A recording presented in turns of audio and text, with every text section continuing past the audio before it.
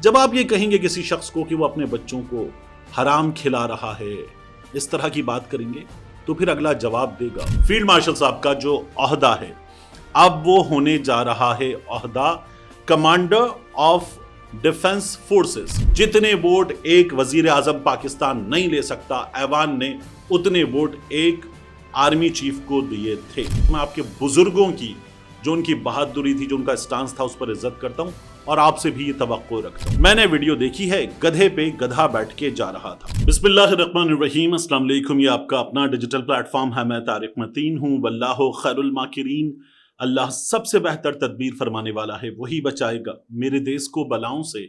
जो बारिश में शजर से घोंसला गिरने नहीं देता, क्योंकि उसकी तदबीर तमाम तदाबीर की इमाम है। अहम तरीन खबरें हैं। अब ये जो 27वीं आईनी तरमीम बड़ी हद तक हमारे सामने आ गई है, इसके बारे में ऐवान में, सेनेट में, अपर हाउस में क्या होने जा रहा है, अब तक क्या हुआ है, ये मैं आपके सामने रखूंगा। फील्ड मार्शल आसिम मुनीर साहब के ओहदे में क्या क्या ताकतें जमा कर दी गई हैं, इसकी भी बात करेंगे। और इमरान रियाज खान और शाहिद आफरीदी, सोशल मीडिया पर बात हुई और इमरान रियाज खान ने जो जवाब दिया है वो जवाब, और उसके बाद शाहिद खान आफरीदी के लिए सोशल मीडिया पर मोहब्बतें, बहुत भरपूर अंदाज में हमें मोहब्बतें नजर आ रही हैं। इस तमाम तर सूरत हाल की हम इस वीडियो में बात करेंगे। सबसे पहले जो सेनेट में हुआ उसकी बात मैं इसके बाद करूंगा। जो फील्ड मार्शल के ओहदे में ताकतें जमा कर दी गई हैं, इसकी बात करते हैं। वीडियो को आखिर तक देखिएगा। मौलाना फजलुर रहमान की जमात की तरफ से बहुत अहम फैसला आ रहा है, उसे मैं आपके सामने आखिर में लेकर जाऊंगा इस तमाम बहस में। देखिए, फील्ड मार्शल साहब का जो ओहदा है, अब वो होने जा रहा है ओहदा commander of defence forces, CDF। India में CDS था, चीफ ऑफ डिफेंस स्टाफ, तो यहां वो चीफ होंगे डिफेंस फोर्सेस के। तो ये ओहदा होने जा रहा है, यानी इसके जरिए जो आर्मी चीफ हैं अभी और आइंदा भी, ये पहले होता था कि हमारे यहां एक आर्मी का चीफ है, एयरफोर्स का चीफ है, नेवी का चीफ है। इन तीनों चीफ्स के ऊपर chairman joint chiefs of staff committee का ओहदा होता था, और वो बाय टर्न एक के बाद एक तीनों फोर्सेस से ले लिया जाता था। लेकिन फिर परवेज मुशर्रफ साहब के बाद ये सिलसिला खत्म हो गया, और उसके बाद ये नहीं हुआ। हर बार जो chairman joint chiefs of staff committee हैं वो भी आर्मी से। इस वक्त साहिर शमशाद मिर्जा साहब हैं। साहिर शमशाद मिर्जा साहब जब इस ओहदे से अपनी मुद्दत पूरी करके रिटायर होंगे 27 नवंबर को गालिबन, तो ये ओहदा ही खत्म कर दिया जाएगा, ये आईनी तरमीम में है। फिर उसके बाद जो फील्ड मार्शल साहब हैं वो तीनों फोर्सेस के मुश्तरका चीफ भी होंगे, और आर्मी के चीफ उसके बाद आएंगे। अब ये जो ओहदा है जो फील्ड मार्शल का है, इसी तरह से एक ओहदा एयरफोर्स में भी दिया जा सकता है, और अगर दे दिया जाए, इसी तरह से एक ओहदा दिया जा सकता है नेवी में भी, और अगर दे दिया जाए फील्ड मार्शल जैसा ओहदा तीनों फोर्सेस में। तो उसके लिए आजम नजीर तारड़ साहब ने कहा कि फिर उसको तहफ्फुज देना है। अब आप वो अल्फाज याद कीजिए बैरिस्टर अकील मलिक के, जिन्होंने कहा कि इसको कॉन्स्टिट्यूशनल स्कीम में लाना है। तो कॉन्स्टिट्यूशनल स्कीम में कैसे लाया गया? एक लफ्ज है कानूनी इस्तिलाह म्यूटेटिस मुटेंडिस। ये जो म्यूटेटिस मुटेंडिस है, ये कहां इस्तेमाल की गई है कि सदर मुमलिकत के ओहदे को इस्तस्ना हासिल होता है। तो बिल्कुल उसी तरह का इस्तस्ना हासिल होगा फील्ड मार्शल के ओहदे को, और उनके खिलाफ किसी अदालत में कोई कार्रवाई नहीं की जा सकेगी। एक दूसरी ताकत क्या जमा की गई है इस ओहदे में कि इनको हटाने का तरीका अपने ओहदे से अब वो भी बदल दिया गया है।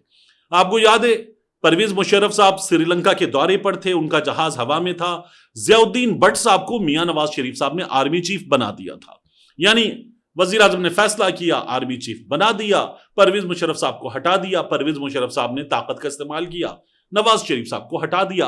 अदालत ने नजरिया जरूरत पर ठप्पा लगाया, वैलिड कर दिया परवेज मुशर्रफ साहब को, मियां साहब मुल्क से बाहर चले गए थे। यह हमारे सामने हुआ था।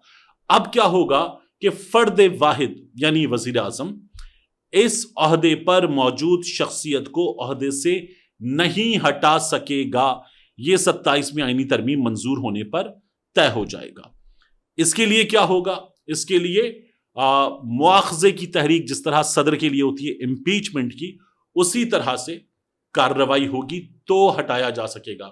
دونوں ایوان، قومی اسمبلی بھی سینٹ بھی، ان کا 66% 2/3 وہ ہوگا تو عہدے سے ہٹایا جا سکے گا، ورنہ ہٹایا نہیں جا سکے گا۔ تو یہ تحفظ دیا گیا ہے۔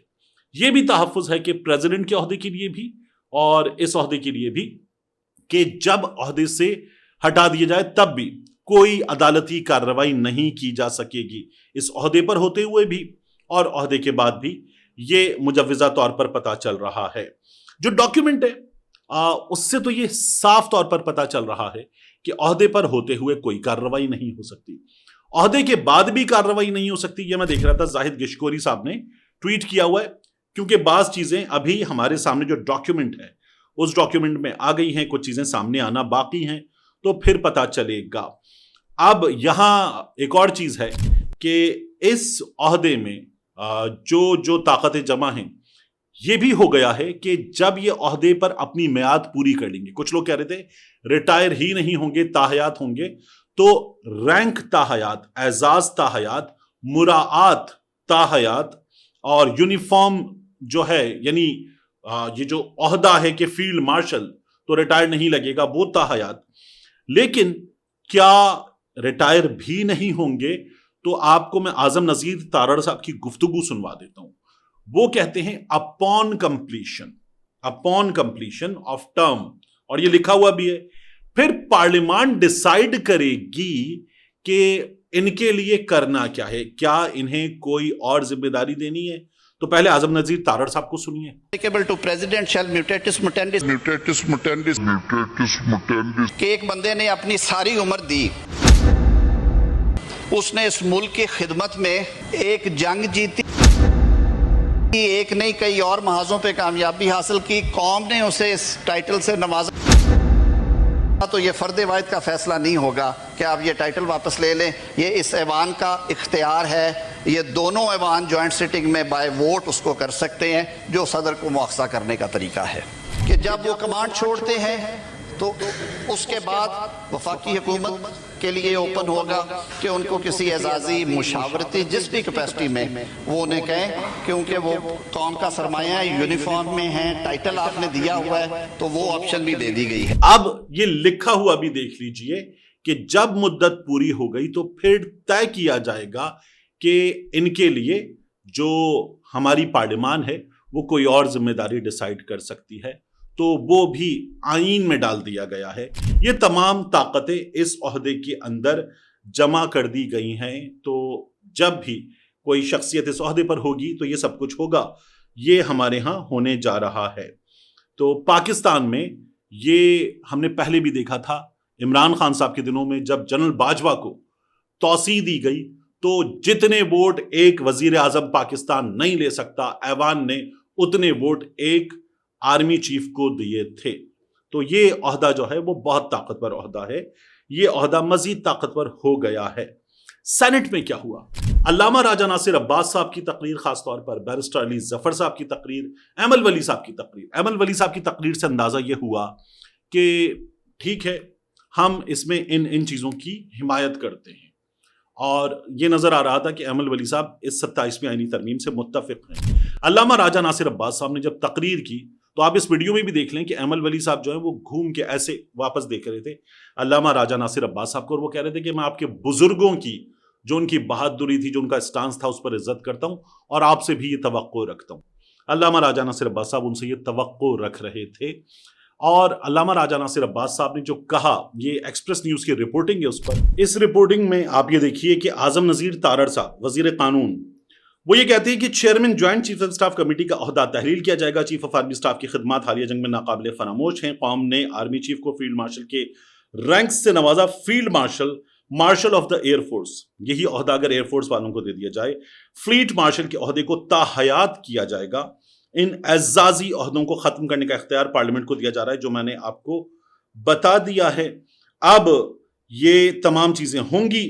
اس پر آپ دیکھیے کہ علامہ راجہ ناصر عباس صاحب انہوں نے خطاب کیا اور کہا، یہ ترامیم اتفاق رائے کے بغیر ایوان میں پیش کی جا رہی ہیں۔ ہم اس ترمیم کے بعد پاکستان کے لوگوں کو کیسے اکٹھا رکھیں گے؟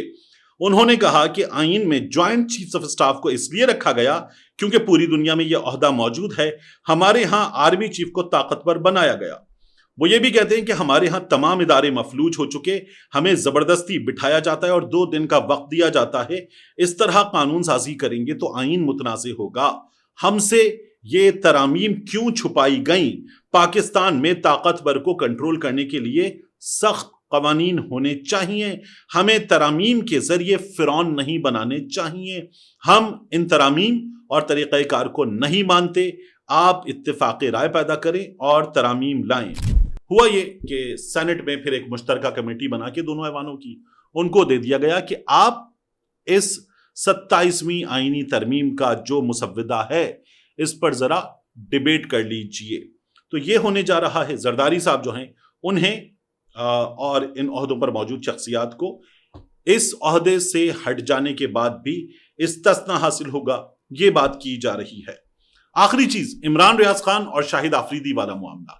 ہوا یہ کہ شاہد آفریدی صاحب جو UK میں ہیں ان سے کچھ مخصوص ترجمان صحافیوں نے سوالات کیے اور انہوں نے یہ کہا کہ آپ فوج کے ساتھ مختلف علاقوں میں جاتے ہیں جو متاثرہ علاقے ہیں، آپ کے جانے پر کچھ لوگوں کو تکلیف ہوتی ہے۔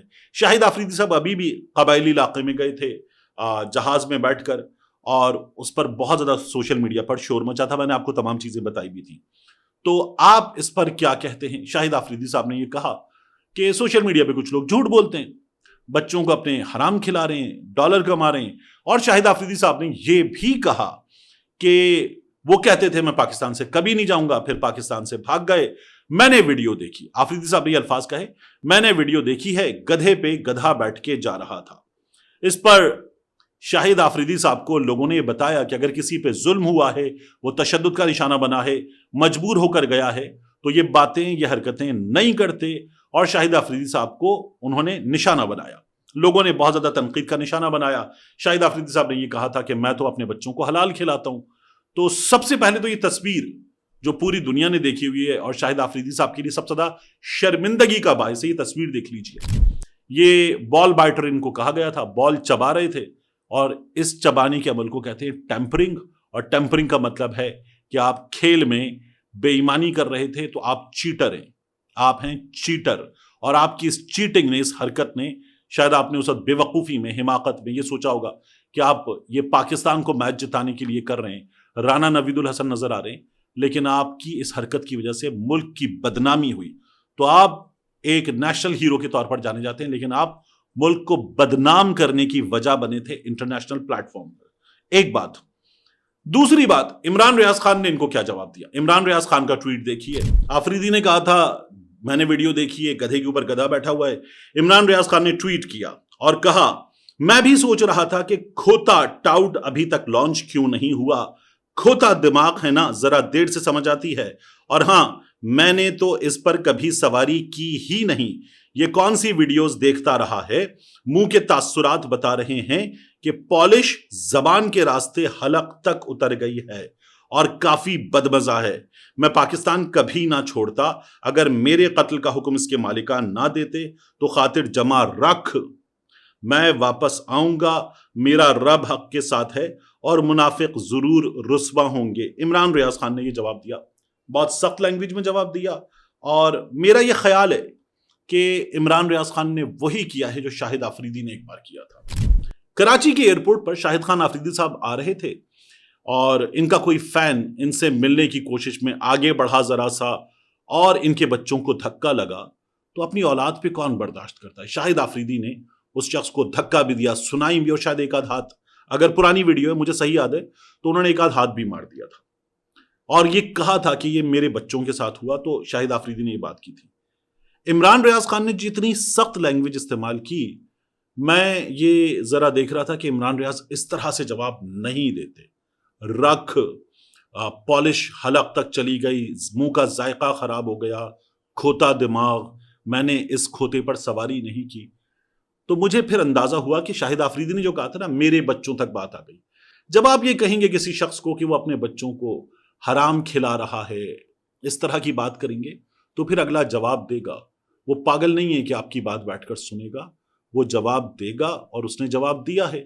تو شاہد آفریدی آسکڈ فور اٹ کہ اس طرح سے ان کو جواب دیا جائے، موقع ملا تھا۔ شاہد آفریدی صاحب کو یہ نہیں کرنا چاہیے تھا، لیکن انہوں نے کیا، کیونکہ ہمارے ہاں قبائلی علاقوں میں بہت کچھ ہوا ہے۔ شاہد آفریدی صاحب نے بڑے کام کیے ہوں گے وہاں پہ جا کے سوشل ورک کے، لیکن جو کچھ ہوا اس پر میں نے شاہد آفریدی صاحب کو کبھی بات کرتے ہوئے نہیں دیکھا کہ وہاں کولیٹرل ڈیمیج ہوا، ڈرون اسٹرائک ہوئی، لوگ جان سے گئے۔ شاہد آفریدی صاحب نے اس پر کبھی کوئی بات نہیں کی، اور سوشل میڈیا پر اسی لیے ان کو ذرا کس کے جواب دیا جاتا ہے۔ ملتے ہیں انشاءاللہ آپ سے اگلی ویڈیو میں۔